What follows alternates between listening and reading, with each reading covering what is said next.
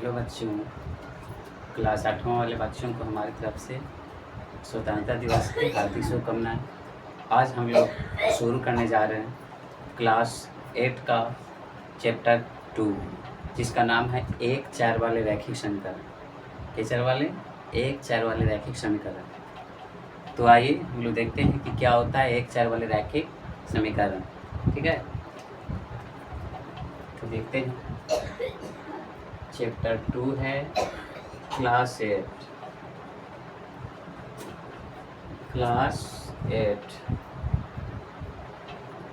गणित का दूसरा चैप्टर है। इसका नाम है 1-4 वाले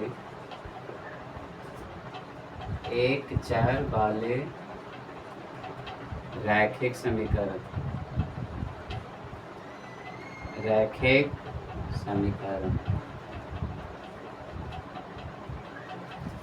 चैप्टर का नाम है 1-4 वाले रैखिक समीकरण। तो सर्वप्रथम इसमें जानेंगे कि 4 क्या होती है। ठीक है, सर्वप्रथम ये जाना जाएगा 4 क्या होता है। उसके बाद जानेंगे रैखिक का अर्थ क्या होता है, समीकरण किसे कहते हैं, है ना। टोटल जितना दी गई है तो टोटल की जानकारी आप लोगों को दे दिया जाएगा। ठीक है, उसके बाद चैप्टर को समाप्त करने के बाद आपके माइंड में एक टक्का नहीं रहेगा कि समीकरण पढ़ लिए, उसके बाद 4 क्या होता है, रैखिक क्या होता है, कुछ समझ में नहीं आ रही। कोई भी दिक्कत आपके मन में नहीं रहेगा। ठीक है, यदि कोई भी प्रश्न रहता है तो आप लोग हमसे पूछ सकते हैं। ठीक, तो पहले हम ये जानेंगे कि 4 क्या होता है।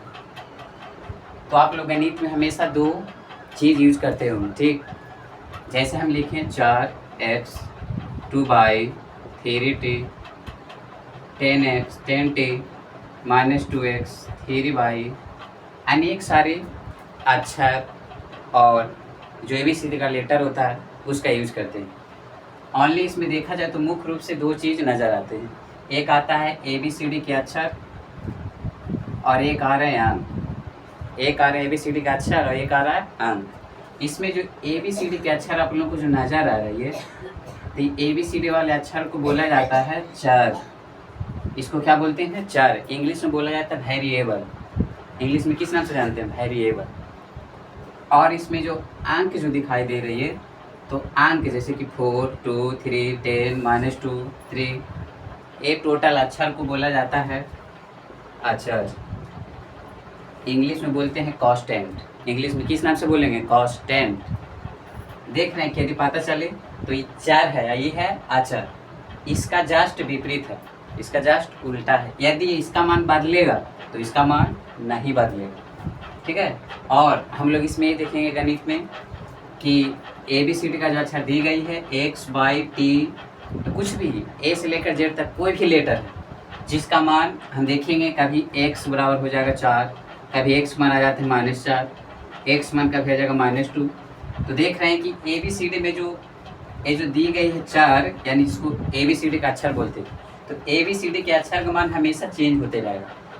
कभी x मान आ जाएगा 4, कभी x मान आ जाएगा -2, कभी आ जाएगा -3, कभी 0, कुछ ना जाने कौन सा लेटर आ जाएगा, कोई बता नहीं सकता। ठीक है, तो इसमें देख रहे हैं कि हमेशा ABCD के जो अक्षर है उसमें उसका मान हमेशा बदलते रहता है। तो इसका हम परिभाषा निकाल सकते हैं कि गणित में जिस राशि का मान बदलते रहता हो, जिस राशि का मान बदलते रहता हो उस राशि को 4 राशि, कौन सा राशि, 4 राशि। इसका परिभाषा पूछा जाए तो गणित तो वे राशियाँ जिसका मान हमेशा बदलते रहता हो। बदलने का मतलब हुआ जैसे x मान कभी 4 आ गया, कभी -4, 2, कभी 3, कभी कुछ भी आ जाएगा। ठीक है, तो जिसका मान हमेशा चेंज होते रहे उसको 4 राशि, और जिसका मान ना बदले, जिसका मान ना बदले उसे बोलते हैं आचार राशि। उसका नाम है आचार। जैसे जो दी गई है 3, तो 3 को आप नहीं बोल सकते हैं कि 4 है, और 3 बराबर आप 4 नहीं कर सकते हैं, गलत।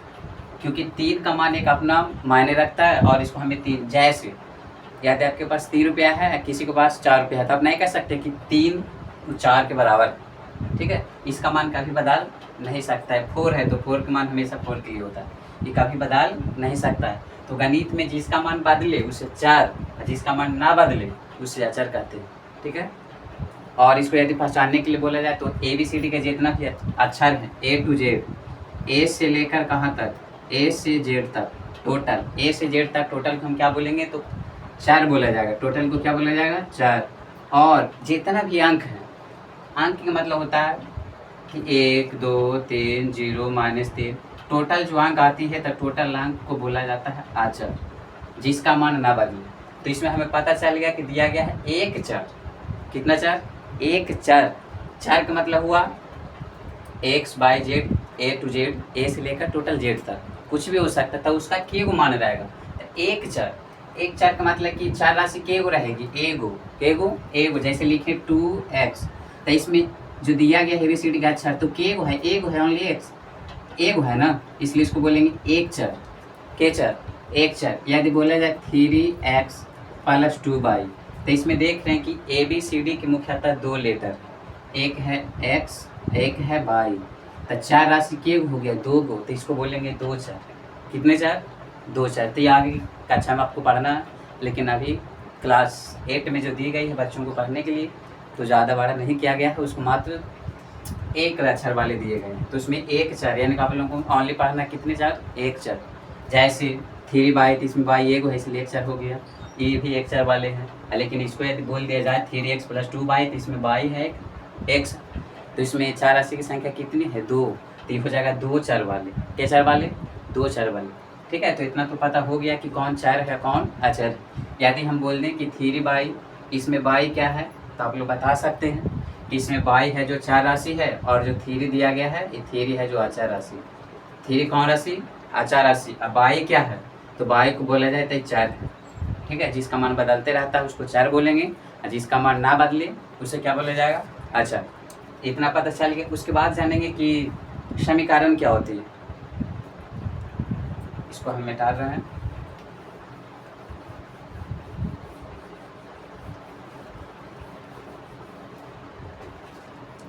समीकरण के बारे में हम लोग जानेंगे। ठीक है, यदि लिख दिया जाए 3x + 4, उसको यदि देखा जाए तो पता चलेगा कि इसमें 3 है और x + 4 है।